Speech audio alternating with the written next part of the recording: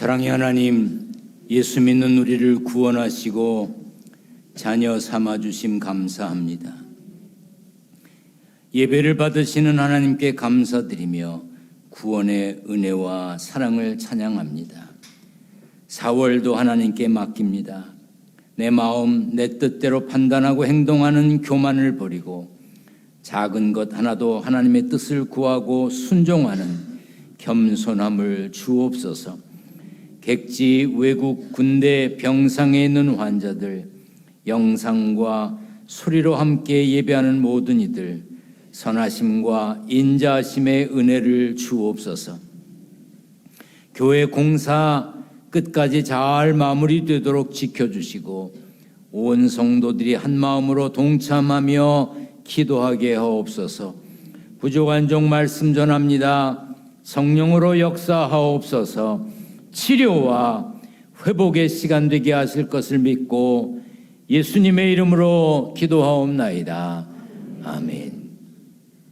할렐루야. 예배하는 자리에서 만나서 감사합니다. 부목사님들 목회 일지를 보니까 집집마다 확진된 분들, 격리하는 분들, 치료받는 분들 한두 분씩은 계시더군요. 그런데 여러분들 예배의 자리에서 만나서 감사합니다. 건강관리 잘 하시길 바랍니다. 이곳에서 주일 낮 예배는 다음 주일까지 드리겠습니다. 그 다음 주일 부활주일부터는 낮 예배는 3층 새 예배실에서 드리겠습니다. 그러니까 찬양대도 다음 주일 찬양하고는 새 예배실에 가서 연습하고 가야 됩니다.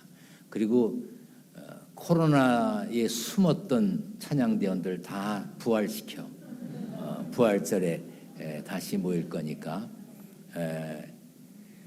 고난주간 특별 새벽 기도에도 3층 새 예배실에서 모이겠습니다. 공사 진행에 따라서 낮 예배는 3층에서, 저녁 예배는 여기 1층에서, 새벽 기도는 부흥관에서 이렇게 당분간 드리게 될 것입니다.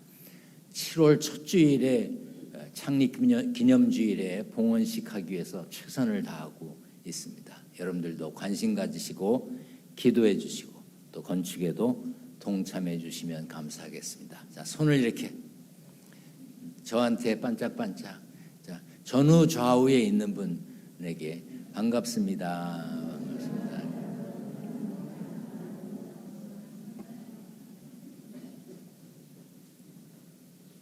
오늘 본문 말씀에 보면 두로 그리고 시돈 이 두 지명이 나옵니다. 두로와 시돈은 이스라엘 북쪽의 지중해 연안에 있는 항구 도시입니다. 무역이 성행했을 때 그 두로와 시돈은 아주 부유한 동네였습니다. 그런데 구약 성경에는 하나님을 대적하여 책망받는 이방 도시로 언급됩니다. 그곳 사람들은 바알을 숭배했고 삶이 넉넉했어요. 이제 항구 도시니까 돈이 많아지다 보니까 그것으로 인한 권력도 있었습니다. 그래서 교만했어요. 두로와 시돈 지역의 사람들이 교만했습니다. 한마디로 그 지역 사람들은 하나님을 섬기지 않았고 하나님과 거리가 멀었습니다. 예수님이 그곳에서 한 여인을 만나셨습니다. 22절 같이 읽습니다. 시작. 가나안 여자 하나가 그 지경에서 나와서 소리질러 이르되 주 다윗의 자손이여 나를 불쌍히 여기소서 내 딸이 흉악하게 귀신 들렸나이다 하되. 같은 내용을 기록한 마가복음 7장에는 이 여인을 헬라인이고 수로보니게 족속이라고 표현했습니다. 헬라인은 유대인이 아닌 이방인이란 뜻이고 수로보니게 족속은 페니키아인이라고 하는 뜻이 있습니다. 오늘날 이스라엘 북부 레바논 지역에 살던 사람들을 말합니다. 이스라엘 백성들이 가나안 땅에 들어가기 전에 페니키아인들도 그 땅에 살았기 때문에 마태복음에는 가나안 여인으로 표현되어 있습니다. 그 가나안 사람들은 이스라엘이 가나안 땅에 들어갈 때 쫓아낸 사람들이에요. 그 지역에 살던 사람들인데 쫓아냈습니다. 당연히 이스라엘과 적대 관계였습니다. 게다가 예수님은 유대인 남자였고 그 가나안 여인은 이방 여인이었습니다. 그러니 예수님을 껄끄럽게 여겼을 것이 뻔합니다. 그런데도 그 여인은 예수님께 주 다윗의 자손이여 나를 불쌍히 여기소서 내 딸이 흉악하게 귀신 들렸다고 말했습니다. 여기서 귀신은 사탄의 지배 아래 있는 타락한 천사들을 말하는데 악령을 뜻하기도 하고 때로 이방신 또는 우상을 가리키기도 합니다. 귀신은 하나님과 하나님의 거룩하신 사역을 방해하고 진리를 왜곡시킵니다. 귀신은 세상은 물론 사람의 마음과 육체를 지배하여 타락하게 만들고 시기와 다툼이 일어나게 하며 결국엔 멸망하게 만드는 파괴적인 속성을 지니고 있습니다. 복음서에 언급된 귀신의 특징은 더럽고 숫자가 많고 악하고 강하다고 했습니다. 하지만 귀신은 하나님께서 제한하신 범위 안에서만 활동할 뿐이었습니다.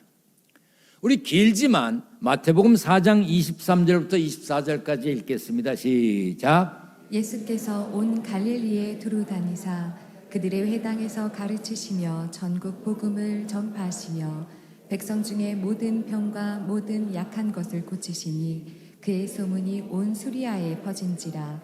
사람들이 모든 앓는 자 곧 각종 병에 걸려서 고통당하는 자 귀신 들린 자 간질하는 자 중풍 병자들을 데려오니 그들을 고치시더라. 예수님이 각종 병든 자들을 고치셨습니다.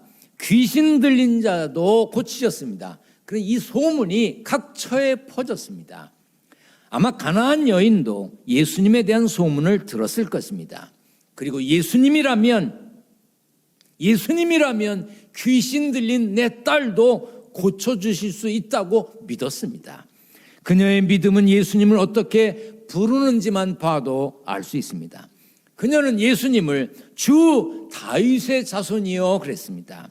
다윗의 자손이라는 말은 예수님 당시에 메시아적인 칭호를 말합니다.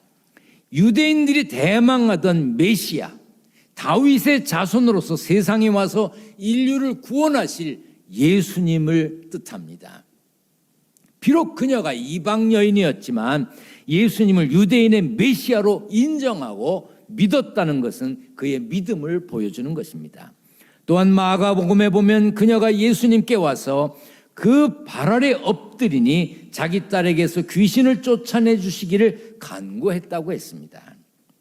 이는 예수님을 구세주로 믿고 그만큼 딸에게 들려있는 귀신을 쫓아내 주실 만한 분이시니 내 딸에게 들려있는 귀신을 쫓아달라고 간절히 구했던 것입니다.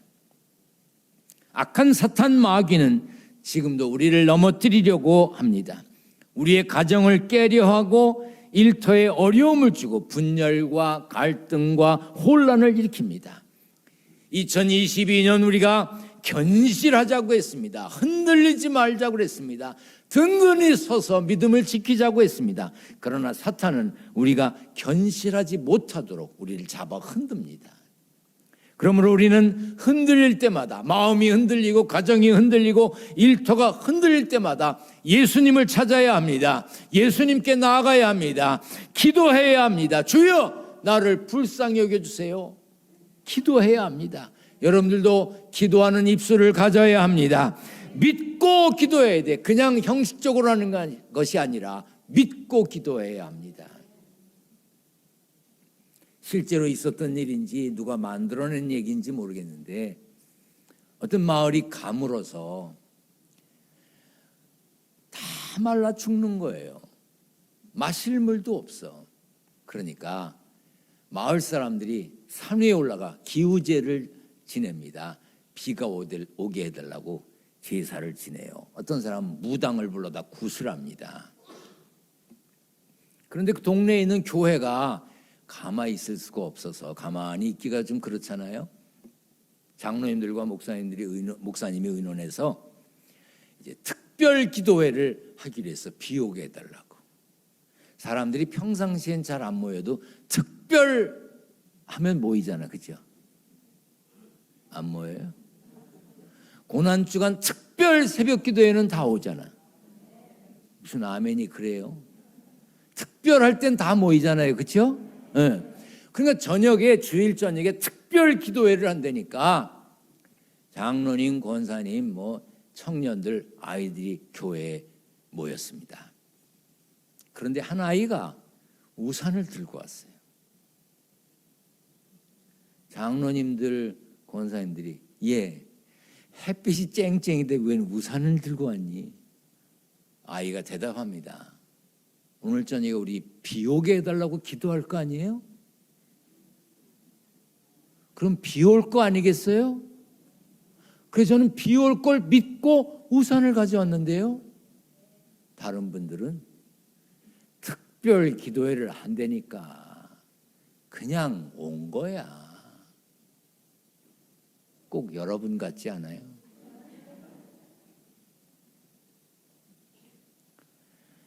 예수님은 구하라 주실 것이요, 찾으라 찾아낼 것이요, 문을 두드리라 열릴 것이니, 이렇게 말씀하시고 믿고 구하라 그랬어요. 우리도 믿고 구해야 합니다.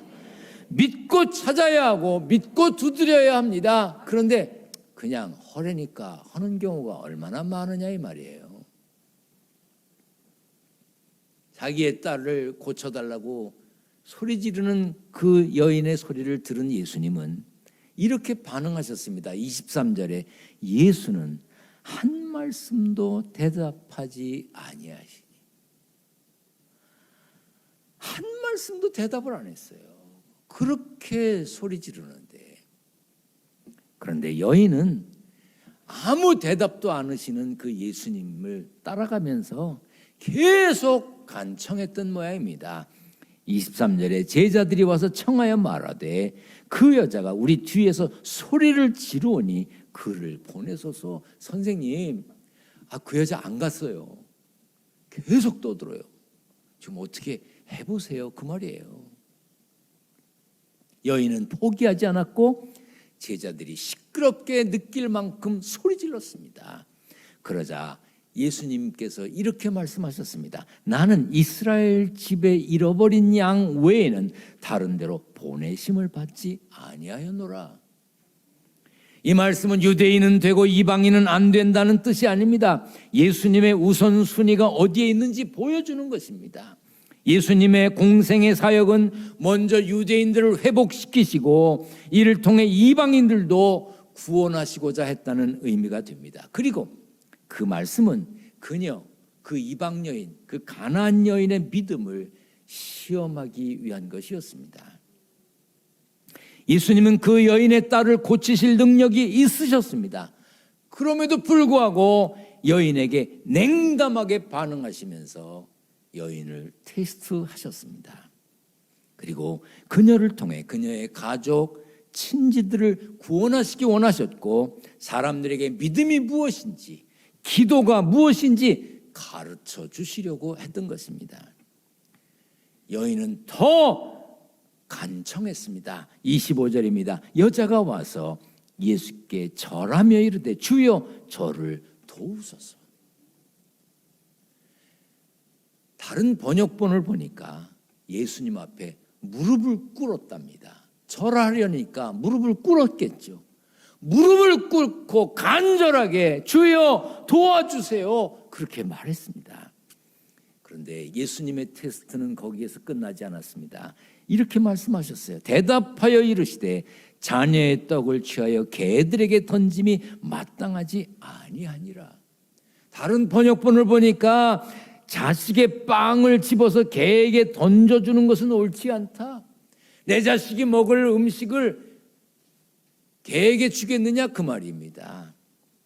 여기서 자녀는 이스라엘을 말하고 개들은 유대인들이 이방인을 빗대서 하는 말입니다. 여인에게는 엄청난 모욕이에요. 너 개다. 아니 개 같은 여자한테 왜 자식에게 줄 음식을 주겠냐 그 말입니다. 여러분 예수님 하면 어떤 것이 떠오릅니까? 사랑이 많으시고 인자하신 모습을 생각하지 않습니까?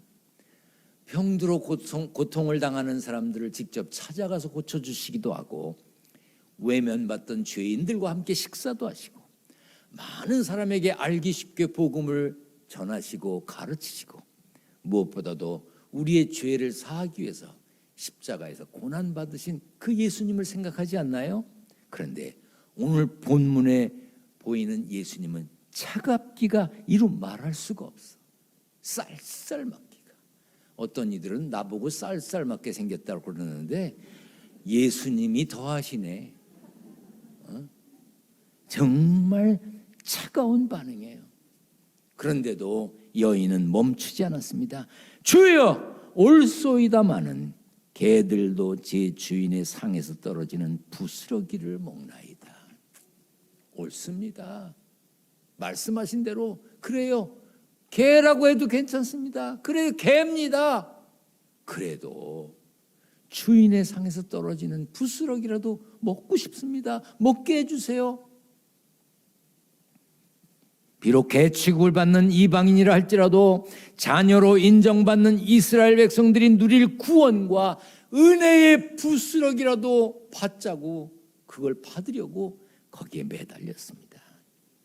그녀는 하나님의 구원과 은혜가 얼마나 소중하고 놀라운 것인지 알았고 믿었습니다. 그래서 끝까지 은혜를 구했습니다.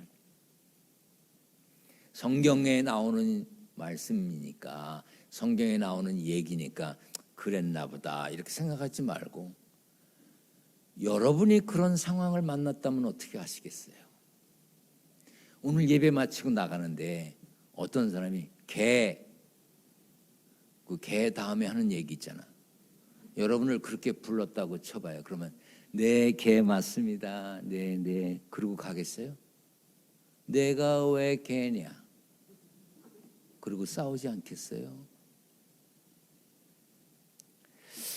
성경을 읽다가 생각해 보세요. 만약 제가 이 가나안 여인 같은 소리를 들었다. 뭐라 그랬을까? 글쎄, 지금 제가 그래도 조금 농익은 목사가 돼서 조금 참았을래나? 그런데 제가 생각해 보니까 예라이 관도라, 잘 먹고 잘 살아라. 그리고 어쩌면 돌을 들어서 던졌을지도 모르겠어요. 이게 보통 사람들의 마음이에요. 낙심해서 간구를 포기했을 것입니다. 그러나 여인은 모든 굴욕과 비천함을 끝까지 참고 이방인인 자신의 처지를 인정했습니다. 그래요, 개예요. 예수님이 베푸실 은혜만이 해답임을 믿었기 때문에 참고 또 참고 간절한 마음으로 간청했습니다. 그러자 비로소 예수님이 이렇게 말씀하셨어요. 같이 읽습니다. 시작. 이에 예수께서 대답하여 이르시되 여자여 내 믿음이 크도다. 내 소원대로 되리라 하시니 그때로부터 그의 딸이 나으니라. 이 가나안 여인의 모습을 통해 우리는 얼마나 은혜를 갈망하고 살고 있는지 돌아봐야 합니다. 혹시 하나님의 은혜를 받으면 좋고 뭐 안 받으면 그만이지 뭐 그렇게 생각하시지는 않습니까? 입으로는 주 없이 살 수 없다고 찬양하고 은혜 아니면 살아갈 수가 없네 찬송하지만 속으로는 얼마든지 살 수 있다. 내가 뭐 꼭 은혜를 받아야 되냐? 나 얼마든지 살 수 있다. 그렇게 생각하고 있는 것은 아니냐 그 말입니다. 우리는 하나님의 구원을, 하나님의 도우심을, 하나님의 은혜를 구해야 합니다. 계속 구해야 합니다. 계속 찾아야 합니다. 계속 두드려야 합니다. 하나님 앞에서 기분 나빠할 필요가 뭐 있어요? 자존심 내세워 뭐 할 거예요? 은혜를 받아야지. 부스러기 은혜라도 받아야 합니다. 그 은혜가 우리를 살게 한다면, 그 은혜가 우리에게 능력이 된다면 무릎 꿇어야지요. 왜 못 꿇어요? 중요한 문제를 놓고 기도하는 분 계십니까? 잘 들으세요. 포기하지 마세요. 낙심하지 마세요. 응답 받을 때까지 찾고 구하고 두드리세요. 그것이 견실한 믿음을 가진 사람의 모습이고, 그래야 내 믿음이 크도다, 내 소원대로 되리라 응답을 받는 것입니다. 그냥 되는 게 아닙니다. 우리가 부르는 찬송 중에 널리 알려진 찬송들이 많지만 그 중에 유명한 것 하나를 고르려면 아마 Amazing Grace일 겁니다. 나 같은 죄인 살리심. 그 찬송은 뉴턴이라고 하는 분이 지으셨습니다. 뉴턴은 만류 인력을 발견한 그 뉴턴이 아닙니다. 오래전에 닥터 핑크스라고 하는 분이 한국에 오셨을 때 제가 설교 통역을 한 적이 있어요. 그런데 사전에 무슨 얘기를 하겠다고 다 저한테 얘기해 놨는데 갑자기 뉴턴 얘기를 하는 거예요. 저 그때 얼마나 막 머리가 복잡했는지 몰라요. 뉴턴, 만류인력, 만류인력이 영어로 뭐라 그런가? 이걸 뭐라고 통역해야 되나? 나중에 보니까 동명이인이야. 그 만류인력 발견한 그 사람 말고 이 뉴턴은 노예를 실어 나르는 배의 선장이었어요. 후에 회개하고 영국 성공의 신부가 되었고 찬송가 가사를 많이 썼어요. 그분이 이 나 같은 죄인 살리신을 지은 거예요. 나같이 노예 장사하고 이러던 죄인까지 살리신 하나님의 은혜를 찬양한 겁니다. 그분이 임종 전에, 돌아가시기 전에 이런 말을 남겼습니다. 내가 천국에 가면 세 가지 사실에 놀랄 것이다. 첫째, 예상치 못했던 사람을 천국에서 만나는 것 때문에 놀랄 거래요. 아니, 저 인간도 왔나? 아니, 쟤는 못 왔을 텐데 그런 사람을 천국에서 만나서 놀랄 거래. 그리고 당연히 거기에 있을 것이라고 예상을 했는데 안 온 사람 때문에 놀랄 거래. 그리고 나 같은 죄인도 거기에 있을 것에 놀랄 거랍니다. 우리 모두 거기에서 만날 겁니다. 거기에서 만나야 합니다. 그 소망으로 사시기를 축원합니다. 저는 모든 성도들의 슬픔에 같이 하지 못합니다. 모든 성도들의 기쁨에도 동참하지 못합니다. 제가 다 참여할 수 없기 때문에 각 교구 목사님들이 계신 겁니다. 그래서 그 목사님들이 이제 찾아가시고 또 위로하시고 이러시죠. 그런데 제가 갈 수 있는 조건이 되면, 갈 수 있으면 어떻게 하든지 가려고 노력합니다. 지난 금요일에 한 권사님이 이제 거의 마지막 단계에 오셨다는 연락을 받았습니다. 그래서 중환자실에 특별 면회를 신청하고 가족과 함께 들어갔습니다. 권사님 머리에 손을 얹고 제가 이렇게 말씀드렸습니다. 권사님, 저 왔어요. 저 아세요? 저 왔어요. 잘하셨어요. 수고 많으셨어요. 제가 기도할게요. 그리고 간절히 기도했습니다. 기도하고 났는데 권사님 눈에 눈물이 고여서 이렇게 나오는 거예요. 사람의 마지막까지 작동하는 기능이 귀래잖아요. 기도하는 소리를 들으신 것 같아요. 그 마음속에 무슨 생각이 드냐면 권사님이 내가 올 때까지 기다리셨나 보다, 그런 생각이 들었어요. 권사님은 운명하셨습니다. 가족들에게 그렇게 말했습니다. 권사님 믿음대로 가셨을 것이다. 여러분, 우리가 다 천국에서 만날 사람들입니다. 아멘. 그 소망을 가졌기 때문에 이렇게 신앙생활을 하는 겁니다. 그렇다면 이왕 믿는 거, 내 믿음이 크도다, 여자여 내 믿음이 크도다 하는 소리를 하셨던 그 예수님의 칭찬을 우리도 받아야 하지 않겠습니까? 사실 우리 그렇게 특별한 사람들 아닙니다. 뭐 유명하지도 않습니다. 어디에 간다고 누가 그렇게 많이 알아보지도 않습니다. 뭐 대단한 자리에 있는 것도 아닙니다. 그런 우리가 받을 수 있는 칭찬이 있습니다. 내 믿음이 크도다. 그 칭찬은 받아야 하지 않겠습니까? 이왕에 믿는 거, 조금만 어쩌면 삐죽거리고 뭐 상처받았다고 하고 뭐 주저앉는 믿음, 그 믿음 없어서 그래. 아니 믿음 작아서 그런 거예요. 어떤 멸시와 천대를 받아도, 어떤 평가를 받아도 가나안 여인처럼 큰 믿음을 가지면 되는 겁니다. 여러분들 그런 믿음 가지시기를 축원합니다. 큰 믿음이라고 칭찬받지 못하기 때문에 문제인 겁니다.